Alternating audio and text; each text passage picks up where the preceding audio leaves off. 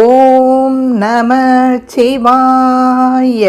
அரியொடு பிரம்மர்க்கு அளவு அறியாதவன் பரிமாவின் மிசை பயின்ற வண்ணமும் மீண்டு வாரா வழி அருள் புரிபவன் பாண்டி நாடே பழம்பதி ஆகவும் பத்திசை அடியரை பரம்பரத்து உய்ப்பவன் உத்திர கோசமங்கை ஊராகவும் செருக்கினால் திருமாலும் நான்முகனும் அடிமுடி தேடி அளந்தொரிய ஒண்ணாத சிறப்புடையவன் எம்பெருமான் தாழ்மணமுடைய அடியாரின் பொருட்டு குதிரையாகிய விலங்கின் மீது ஏறி வந்தது அவனது அருள்திறமேயாகும்.